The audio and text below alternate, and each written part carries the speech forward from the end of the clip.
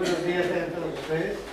Les habla Alberto Morales, Formación Economista. Actualmente está prestando servicios en organismos supervisores del Estado, la subdirección de la plataforma de universidades. Conmigo vamos a desarrollar hoy día los tres instrumentos que son los tres vértices estratégicos de toda entidad pública. Quiero decir también de las entidades privadas, ¿no? ¿Cuáles son esos tres vértices? La parte de planeamiento, sistemas de planeamiento, el sistema de presupuesto público, en nuestro caso, y por otro lado vamos a tener el planeamiento del área de logística o el área del órgano encargado de la contratación. Pues bien, vamos entonces a empezar a desarrollar lo que corresponde a la parte de planeamiento, planificación. En nuestro caso, debemos de referirnos a lo que es el planeamiento estratégico. Luego hay el otro sistema, básicamente lo que es el sistema de presupuesto, que tiene relación con la inversión pública, o sea, lo que maneja el SNIP, el Sistema Nacional de Inversión Pública, y también lo que viene siendo normado, todo lo que es el manejo de tesorería, o sea, de las normas que emite la Dirección General del Tesoro Público, ¿no? La Dirección de Economía y Finanzas, ¿no? Luego tenemos el sistema de abastecimiento, o sea, el sistema normado, regulado, en este caso por el OCE. A estos tres es el que me refiero cuando hablo de los tres vértices estratégicos de la entidad pública. Vértices estratégicos, nos referimos, si nosotros imaginemos un triángulo, ¿no? En la parte superior de ese triángulo está lo que vendría a ser el sistema de planeamiento estratégico, donde se define básicamente los lineamientos, las políticas, ¿no? Las mismas que son aprobadas, ¿no? Refrendadas, dirigidas, lideradas, si se quiere, por básicamente la alta dirección. Por eso está en la parte superior de estos tres vértices del triángulo que les hago mención. Entonces al costado tenemos la parte de presupuesto y al otro lado la parte de abastecimiento. Pues bien, aunado a ello, ¿no? Transversalmente tenemos las acciones de control. Si bien es cierto, quien norma, quien dirige, quien emite las directivas que tienen que ver con aspectos de control, sin embargo, no solo la Contraloría ejerce estas funciones de control, ¿no? En este caso, ¿no? Tenemos que las acciones de control, por si acaso, señores, van a ser desplegadas por un conjunto de operadores, ¿no? Hagamos rápidamente un ensayo al respecto para que vean ustedes que cuando hablamos del Sistema Nacional de Control, si bien es cierto, el ente regulador es la Contraloría General de la República. Sin embargo, hay otros actores que tienen que ver con control. Por ejemplo, cuando ustedes ven un reportaje en los medios televisivos o en los medios de comunicación que tengan que ver con acciones de control, estaríamos hablando de otro actor que está efectuando acciones de control. Ese otro actor estaría constituido por, si bien es cierto que la prensa nos presenta ello, miren, acá digamos, esta es la prensa, que también se le conoce como el cuarto poder, porque los poderes del Estado, ¿cuáles son? El poder legislativo, el poder judicial y el poder ejecutivo. Entonces, generalmente a la prensa se le se le denomina o se le indica como el cuarto poder, ¿no? Por tanto, esta prensa, como acciones de control, ¿no?, también, digamos, ejerce esa función, ¿no?, a través de los medios de comunicación, llámese radial, llámese televisivo, llámese escrito, etcétera, ¿no es cierto? Entonces, tenemos un medio, ¿no?, un operador que también realiza acciones de control. Ustedes probablemente se han podido percatar de que acá en Lima es un poco se ve, pero más en provincias tenemos los llamados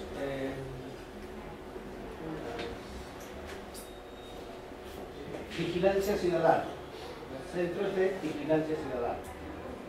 Es decir, hay organismos que han creado centros de vigilancia, ¿no? Entonces, y que ejercen vigilancia ciudadana, que en otras palabras ejercen control ciudadano. Además, cuando hablamos de control, ¿por qué me estoy deteniendo acá en la parte de control?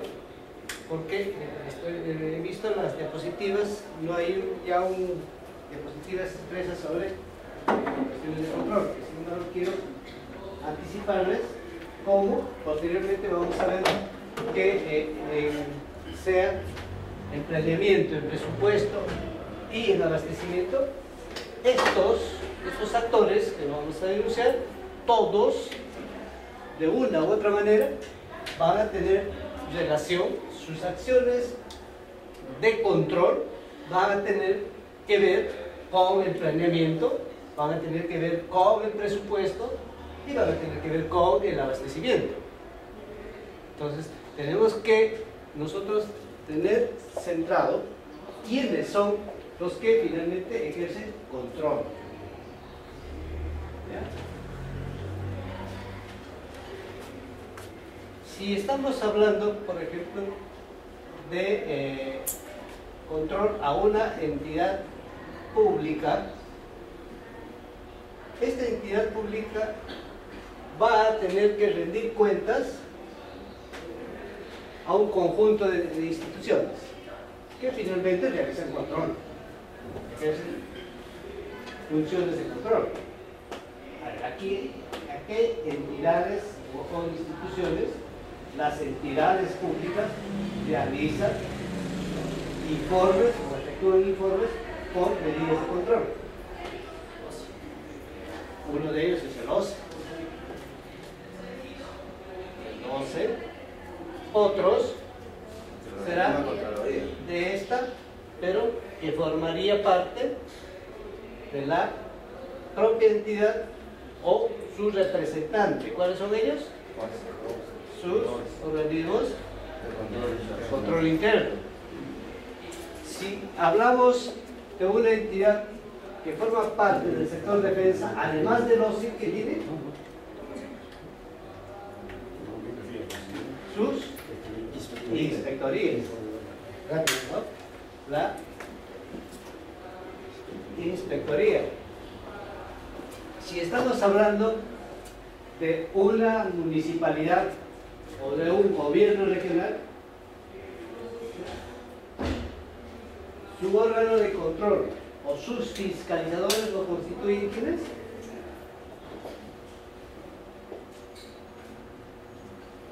A ver. Ya, teníamos control ciudadano, pero internamente, ¿quiénes realizan acciones de fiscalización? Es función data. En una municipalidad, pues, la función data, los regidores, ¿no? Entonces, en un gobierno local, la función nata de control lo realiza el regidor. Y si es un gobierno regional, es el consejero. ¿No?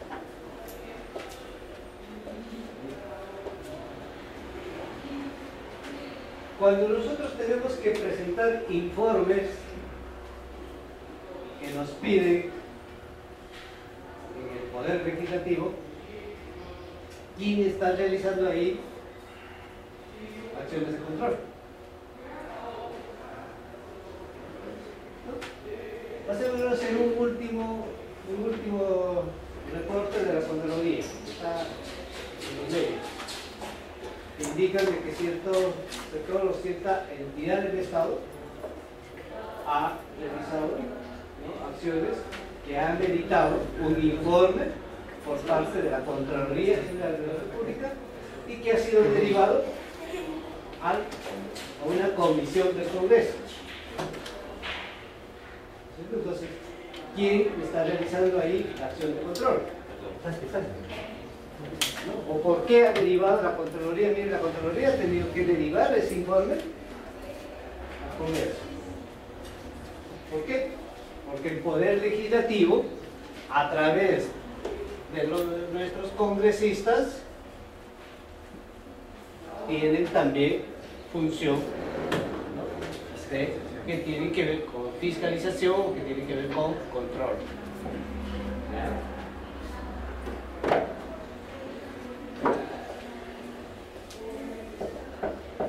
Aquí nos faltaría acciones de control. ¿Podrá realizar los titulares de la entidad?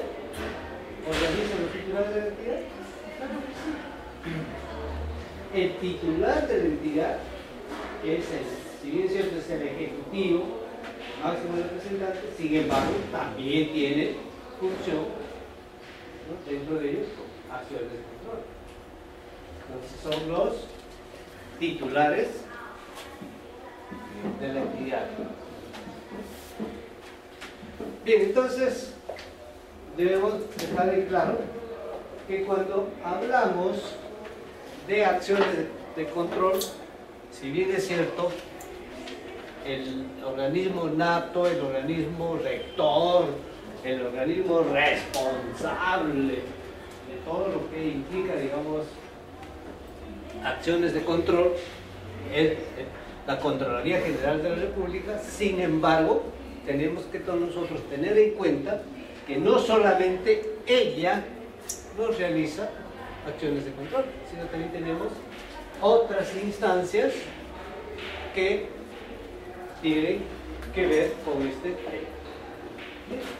Entonces, hecho estas aclaraciones, vamos a pasar a desarrollar lo que entendemos ahora por planeamiento estratégico del Estado. Cuando hablamos de planeamiento estratégico, cuando hablamos de planificación, tenemos que hacernos la idea de que estamos previendo, fijando cuáles van a ser, en sentido figurado, cuáles van a ser nuestros objetivos y nuestras metas, en sentido cívico. Si nosotros nos proyectamos, debemos tener una visión anticipada del escenario que queremos contar de acá a 5 años o de acá a, digamos, 15 años, o como se está planteando el nuevo plan estratégico nacional. Ahorita tenemos un borrador que es al 2021, se cumple, ¿no?, un centenario más de nuestra esta libertadora, ¿no? Sin embargo, hay toda una comisión que está promoviendo que el horizonte temporal no debe terminar en 2021, sino tiene que transportarnos hacia el 2050. O sea, tener realmente digamos, una visión mucho más larga, de tal forma de que tengamos prefijado, como ya tienen algunos países prefijados, que queremos contar hacia ese año, ¿no? Hacia el 2050, que hay algunos países que ya tienen prefijado, ¿no? Nosotros somos uno de los pocos países que hasta ahora no tenemos un plan nacional, ¿no? Ya digamos aprobado, definido, concertado, ¿no? El plan estratégico de largo plazo o un plan nacional de desarrollo. Claro que hemos avanzado, se ha avanzado en contar por lo menos con un esbozo, un primer esbozo planteado por el Centro Estratégico de Planeamiento, el CEPLAN, que nos ha ya mostrado, ha puesto en blanco y negro el plan estratégico al 2021. Si ustedes tienen interés, quieren conocer los pormenores de este plan, pueden ingresar a la página web de ese plan y verificar, revisar y saber qué es lo que nos están planteando al 2021. Pues bien, ese plan es una entidad más del Estado. Es una entidad más del Estado. Una entidad que viene trabajando desde el 2010, si no me equivoco, como una entidad más que está abocada justamente a que el país cuente con su Plan Nacional de Desarrollo, es decir, su plan estratégico de largo plazo. Pero no establece periodo. Justamente el periodo, el horizonte temporal de este plan es al 2021. Sus objetivos, sus lineamientos, sus metas, en este esbozo que nos han planteado, ya están definidas al 2021. Sin embargo, el cuestionamiento que le dicen no es tan de largo plazo. No es tan de largo plazo porque son pocos años, ¿no? Entonces, de ahí que hay un planeamiento que se está efectuando motivado por el Colegio de Ingenieros. El Colegio de Ingenieros está liderando ello, de que, si bien es cierto, tenemos este plan que sirve de base para contar con un plan al 2050. ¿Por qué? Porque ustedes saben que nosotros tenemos cambio de ejecutivo, ¿no? Cada 5 años. Entonces, el objetivo es de contar con este plan nacional de desarrollo de largo plazo, de tal forma que así tengamos cambios sucesivos de ejecutivos, estas tengan que respetar de buena cuenta los objetivos previstos, planteados por este Plan Nacional de Desarrollo, que tiene que ser consensuado con todas las fuerzas sociales del país. Hablando es fácil, ¿no? Es sencillo, ¿no? Tener todo ello. Sin embargo, no es tan fácil. No es tan fácil. De ahí que ese plan está bregando en que se logre aprobar esta, ¿no? Probablemente en la medida que va avanzando esta, ojalá que logremos ello, puesto de que antes, y esto lo vamos a ver más adelante, antes de que entre en funcionamiento ese plan, pues la palabra planificación estaba prácticamente vetada, estaba prohibida de ser utilizada. A raíz más bien de la tendencia ya a finales de la última década del siglo pasado, estoy hablando del 90, ¿no? Del 95, 96, empezó toda la ola del planeamiento estratégico, al cual tuvimos que nosotros también sumarnos, y recién empieza a calar esto del planeamiento estratégico, nuevamente a calar en el país, ¿no? a mediados de la década pasada, estoy hablando de 2006, 2009, por eso que en el 2010 ya de nuevo empezamos a contar con el CEPLAN, a pesar de que su constitución, su creación fue a finales de la gestión del presidente Toledo. El presidente Toledo creó ese plan, pero no lo logró a que se implemente. Sí fue implementado con la gestión anterior. Bien, Entonces, ¿cuál es la importancia de esta? Porque promueve la prospectiva del Estado. ¿Qué es la prospectiva? No sé si ustedes habrán escuchado del instrumento llamado, digamos, prospectiva. ¿Qué significa? Significa que, si bien es cierto que nosotros podemos fijarnos ciertos objetivos, ciertas metas, o anticiparnos a querer lograr ello, sin embargo, con la prospectiva podemos hacer análisis, ya en este caso estamos hablando de un análisis econométrico, que nos planteamos básicamente escenarios donde hacemos cruces de variables y podemos decir, ¿no?, ¿qué pasaría si, por ejemplo, para darles un caso, ¿no?, si por ejemplo nosotros aperturamos al cultivo de productos transgénicos?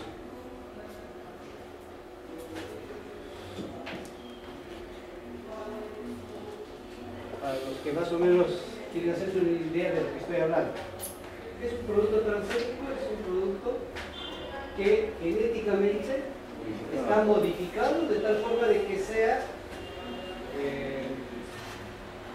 soportable a insectos, a bacterias, etc., que pueda, eso mismo como soporta, rechaza la invasión de insectos depredadores de este cultivo, hace que se incremente la producción. Y que en definitiva no vamos a utilizar pesticidas, fungicidas, insecticidas, etc., pero que va a ser reacio a esta y va a incrementar su productividad. Por ejemplo, en estos días estoy escuchando yo del cultivo de la papa, como ya hemos encontrado un producto transgénico de la papa. Sin embargo, nosotros como país hemos suscrito la moratoria a los productos transgénicos por 10 años. O sea, por 10 años en Perú está prohibido hacer cultivos de productos transgénicos. Fíjense que tenemos un producto transgénico de la papa que no puede, o sea, soporta la rancha, soporta el gorgojo, soporta los males, ¿no?, y por tanto vamos a incrementar la productividad. Sin embargo, nosotros tenemos por un lado que no podemos cultivar productos transgénicos. ¿Pero por qué? ¿Por qué se dio esa moratoria? Porque también tiene sus demonios, y bien es cierto que son reacios a ello, sin embargo, como ha sido cambiado sus células correspondientes, ha sido modificado sus ADNs, entonces estas